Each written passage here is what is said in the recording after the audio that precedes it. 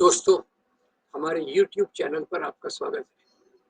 अभी अभी आपने देखा होगा, सुना होगा कि लोकसभा में गृह मंत्री अमित शाह ने अंबेडकर शब्द का उच्चारण 6 बार किया और कहा कि इतनी बार अगर लोग जो आजकल अंबेडकर अंबेडकर कर रहे हैं, इतनी बार अगर वो भगवान का नाम लें तो उन्हें 7 जन्मों तक स्वर्ग की प्राप्ति हो जाएगी। ये बाबा साहब का जो अपमान किया गया, उसके जवाब में बहुत सारी प्रतिक्रिया आई और जैसे लोगों को ये स्पष्ट हो गया कि ये जो गृह मंत्री, उनकी पार्टी, उनका संगठन जिस प्रकार से बाबा साहब का अपमान कर रहे हैं, ये हमारे देश की सबसे बड़ी समस्या है। तो कई लोगों ने इससे लिखा कि कैसे ये पूरे परिवार के लोग, ये पूरे संगठन के लोग किस प्रकार से बाबा साहब की मुख्य उपलब्धियां, भारतीय संविधान, हिंदू कोड बिल, हिंदू समाज में सुधार, ये कैसे इनके खिलाफ है। अब जैसे ये प्रक्रिया आई, कई रूप में कई आर्टिकल्स आए, कई यूट्यूब वीडियोस आए, तो उसके जवाब में हिंदुत्व राजनीति को मानने वाले बहुत सारे लोग अब लेख लिख रहे हैं, ये बताने के लिए कि बाबा साहब के सबसे करीबी अगर कोई थे तो वो हिंदू राष्ट्रवादी थे। उनका यहाँ तक कहना है कि जैसे हिंदू राष्ट्रवाद के सबसे बड़े प्रतीक सावरकर हैं, तो कईयों ने तो यहाँ तक लिख दिया कि सावरकर और अंबेडकर एक ही सिक्के के दो पहलू हैं।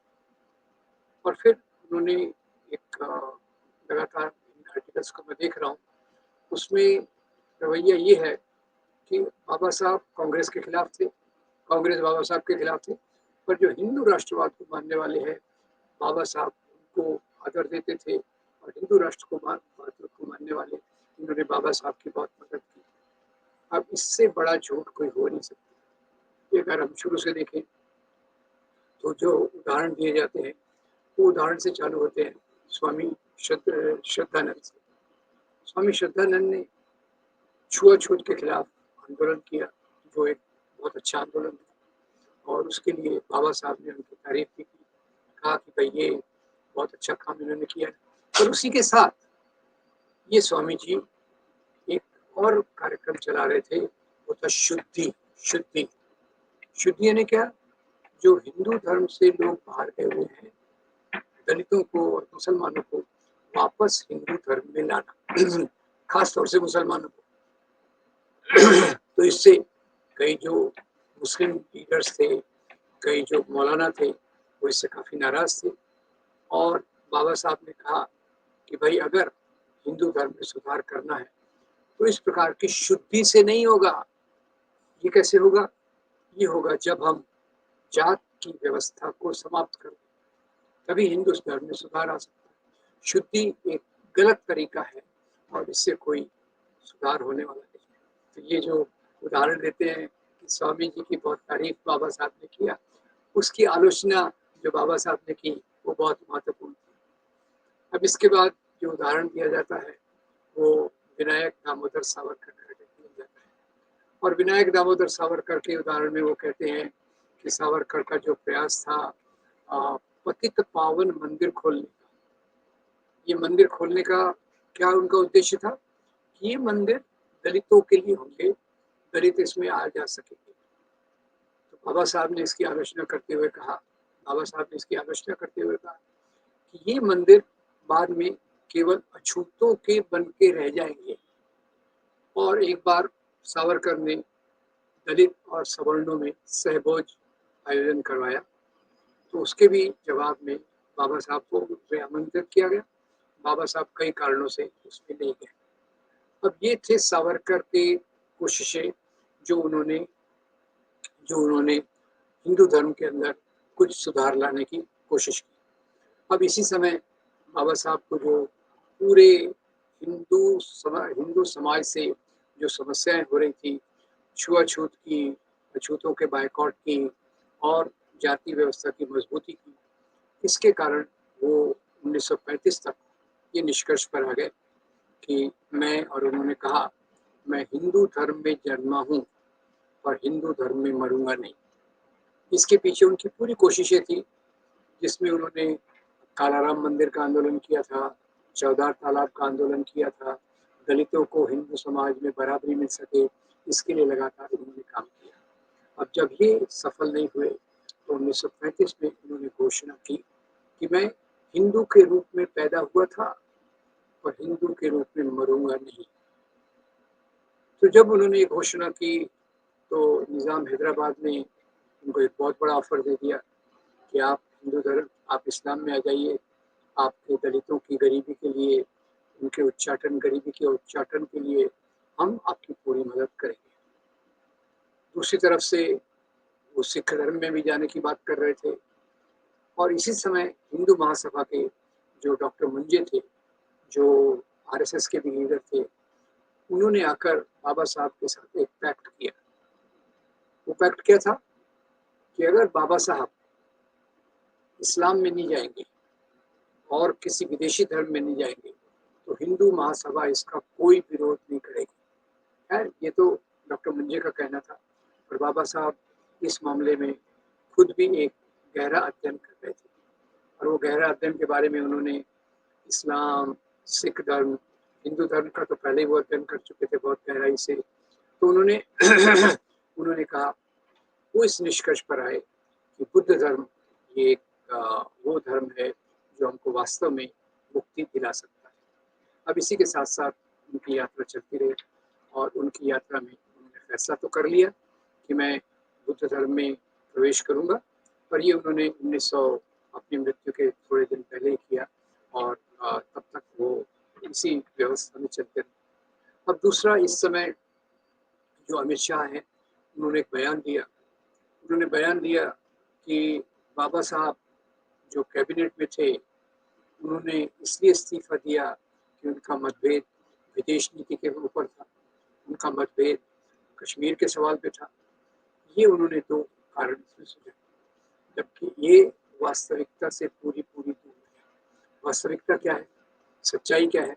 सच्चाई, उसके पहले हम देख लें कि भले ही महात्मा गांधी और कांग्रेस, इनके बाबा साहब से कुछ मतभेद रहे होंगे, जैसे राउंड टेबल कांग्रेस के बाद, राउंड टेबल कॉन्फ्रेंस के बाद जो पृथक निर्वाचन क्षेत्र, सेपरेट इलेक्टोरेट की बात की गई थी, गांधी जी ने उसका विरोध किया और बाद में अम्बेडकर और गांधी में समझौता हुआ कि पृथक के बदले हम सेपरेट, यानी हम रिजर्वेशन रखेंगे, पृथक चुनाव क्षेत्र नहीं रखेंगे, इससे समाज में बंटवारा ज़्यादा बढ़ जाएगा।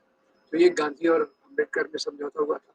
और उसके बाद जिस प्रकार से आज़ादी के आंदोलन की तरफ हमारे कदम उठ रहे थे, उसमें मुख्य बात जो देखने में मिलती है कि एक तरफ अंतरिम सरकार बनी जवाहरलाल नेहरू की प्राइम मिनिस्टरशिप में, तो अंतरिम सरकार में जो मंत्रिमंडल था उसमें बाबा साहब अम्बेडकर थे, गांधी के आग्रह पे थे और नेहरू खुद भी चाहते थे कि ऐसे महान व्यक्ति उनके कैबिनेट में रहे।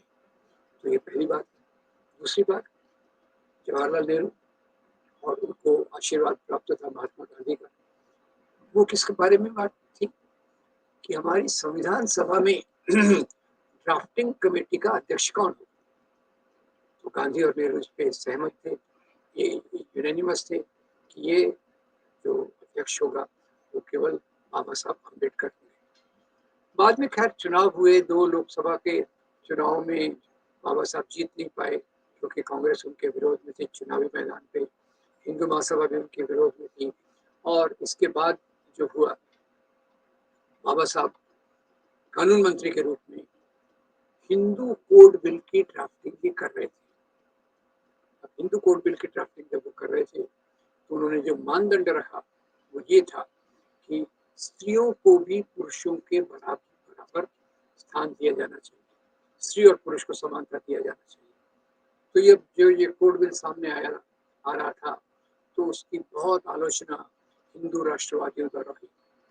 आरएसएस ने जगह जगह से अपने कार्यकर्ताओं को बुलाया, पार्लियामेंट के सामने जाकर निर्देशन करवाए और 11 दिसंबर 1949 को एक बड़ी रैली रामलीला मैदान पे बुलाई ये रैली में जो लोग आए, बाद में जाकर उन्होंने पार्लियामेंट में हमला किया और इस मुठभेड़ में एक स्वामी करपात्री जी महाराज जो इनकी तरफ से हिंदू कोड बिल का विरोध करने में सबसे आगे थे, उनका एक जो दंड रखते हैं वो इसमें टूट गया।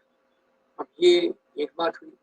फिर ऑर्गेनाइजर में 7 दिसंबर 1949 को एक लेख है कि ये हिंदू कोड बिल ये जो आ रहा है, खास तौर से इसमें स्त्रियों को जो अधिकार दिया जा रहा है कि वो तलाक कर दे सकती है और उनको परिवार की संपत्ति में उत्तराधिकार मिलेगा, ये हिंदू कल्चर को समाप्त कर देंगे, इसलिए हम इसका पूरा विरोध करते हैं।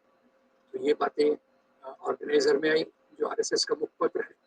तो सारांश में ये हिंदू कोड बिल का जो भयंकर विरोध हुआ, उसके कारण कांग्रेस के अंदर भी कई लीडर्स इसका विरोध करने लग गए और डॉक्टर राजेंद्र प्रसाद जो प्रेसिडेंट थे, उन्होंने कहा, वो भी थोड़ा सा इस प्रभाव में आ गए और उन्होंने कहा अगर हिंदू कोड बिल पास हुआ मेरे पास आएगा तो मैं उस पर हस्ताक्षर नहीं करूँगा। इन सब चीज़ों के चलते नेहरू जो चाहते थे सब लोगों को साथ में लेकर चलना, उन्होंने हिंदू कोड बिल को 3-4 टुकड़ों में करके बाद में उसका प्रवेश कराया। और कांग्रेस के अंदर विचारधारा के रूप में जवाहरलाल नेहरू इसके सबसे बड़े समर्थक थे।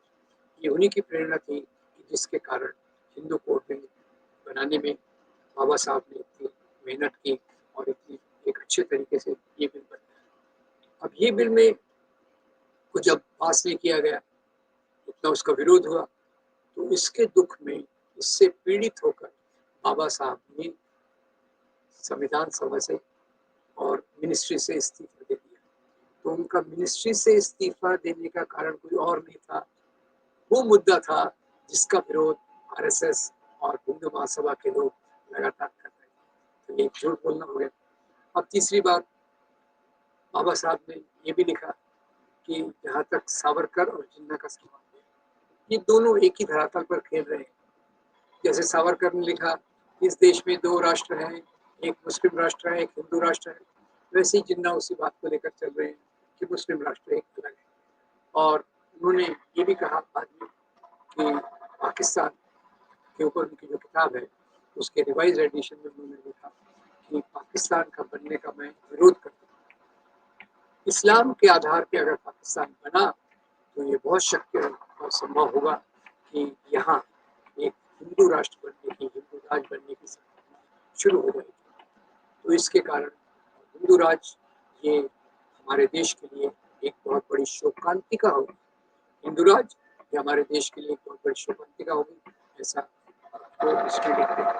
और खैर फिर 1955-56 में वो बुद्ध धर्म में प्रवेश करते हैं और उस समय वो 22 प्रतिज्ञाएं उन्होंने साथियों को दिलवाई। ये 22 प्रतिज्ञाओं में सबसे पहली बात ये थी कि हम ब्रह्मा विष्णु महेश को नहीं मानेंगे, गौरी गणपति को नहीं मानेंगे, अंधविश्वास से दूर रहेंगे, पूजा पाठ कर्मकांड से दूर रहेंगे और बुद्ध धर्म के जो समता, करुणा, दया, समानता के सिद्धांत हैं, इनको साथ में लेकर चलते हैं। ये इस प्रकार की बात है। तो आज इस बात को बताना हिंदू राष्ट्रवादी ये अम्बेडकर के बहुत करीबी थे और उनको हिंदू राष्ट्रवादियों ने बहुत मदद की, ये झूठ की पराकाष्ठा है। वास्तव में एक तरफ तो मैं कहूँगा बाबा साहब अम्बेडकर हैं जिन्होंने हिंदू धर्म का त्याग किया, बुद्ध धर्म को स्वीकार किया और मनुस्मृति को दहन किया। दूसरी तरफ हिंदू राष्ट्रवादी हैं जिसमें सावरकर ने भी कहा कि ये जो संविधान बना रहे हैं बाबा साहब, ये हमारे लिए उचित नहीं है। हिंदू समाज के लिए मनुस्मृति ही हमारा संविधान है और इसलिए मनुस्मृति के गुणगान के लिए कई हिंदू राष्ट्रवादी बीच बीच में आते हैं। तो ख्याल कीजिए, एक तरफ बाबा साहब है जो स्वतंत्रता, समता, बंधुता की बात करते हैं, सामाजिक न्याय की बात करते हैं, और दूसरी तरफ हिंदू राष्ट्रवादी सावरकर और पूरे इस प्रकार के विचार के लोग ये संविधान का चुपके चुपके पीछे से विरोध करके और मनुस्मृति का गुणगान करते हैं। तो इसलिए मुझे लगता है भारतीय राजनीति के दो विरोधाभासी अगर छोर है तो एक छोर है सावरकर हिंदू राष्ट्रवादी जो पुरातन मूल्यों को लेकर आना चाहते हैं, और दूसरी तरफ है भीमराव बाबा साहब अम्बेडकर, जो लोकतंत्र और बराबरी के आधार पर भारत के भविष्य की कल्पना करके धर्म के नाम की राजनीति का विरोध करके अब एक बुद्ध धर्म को अपनाते हैं, ताकि उनके करुणा, दया और बराबरी के मूल्य समाज में आ सकें। दोस्तों, मैं उम्मीद करता हूँ कि हम बाबा साहब के विचारों को सही तरीके से पहचानेंगे, और आज जो भ्रम फैलाया जा रहा है कि बाबा साहब तो हिंदू राष्ट्रवादी विचारों के करीब थे, इस भ्रम से दूर होकर पहचानेंगे बाबा साहब सबसे बड़े विरोधी थे हिंदू राष्ट्रवाद की कल्पना के। वो तो हिंदू धर्म के भी विरोध में आ गए थे, क्योंकि वो मानते थे हिंदू धर्म में ब्राह्मणवादी मूल्य, ऊंच नीच के मूल्य, वर्णाश्रम के मूल्य और स्त्रियों की दुय्यम दर्जे की मान्यता, ये सबसे महत्वपूर्ण है। इसीलिए वो इनके पूरे पूरे खिलाफ थे। खैर, आरएसएस वालों का काम है गलतफहमियां फैलाना और खुद को एक वैधता प्रदान करने के लिए बाबा साहब अम्बेडकर के पुतलों को हार चढ़ाना, उनके फोटोग्राफ्स को हार चढ़ाना, ये उनका एक मुख्य काम है, जो आज अमित शाह के बयान के बाद में रियलाइज हो रहा है। वो पहचान रहे हैं, लोग बाबा साहब और हिंदू राष्ट्रवाद के विरोध को पहचान रहे हैं। इसलिए उनमें से कई जो विचारक टाइप हैं, वो ये सिद्ध करने के लिए खड़े हैं कि भाई जो बाबा साहब थे वो तो हिंदू राष्ट्रवाद के सबसे करीबी थे। अब इतना बड़ा झूठ बोलने में क्या लगता है? बहुत सारे झूठ और भी फैलाए गए हैं, ये उनमें से बड़ा झूठ है, और उसको हम समझें, बाबा साहब के विचारों को समझें, और एक अच्छा समाज बनाने के लिए जो स्वतंत्रता, समता, बंधुता, अम्बेडकर के मूल्य, इनको लेकर आगे चले और हम बेहतरी के रास्ते पर आगे बढ़ें। उम्मीद करता हूँ कि आपको ये वीडियो अच्छा लगेगा, इसके मूल्य अच्छे लगेंगे, आप इस वीडियो को लाइक करेंगे, फॉरवर्ड करेंगे और हमारे चैनल को जरूर सब्सक्राइब करेंगे। आपका बहुत धन्यवाद।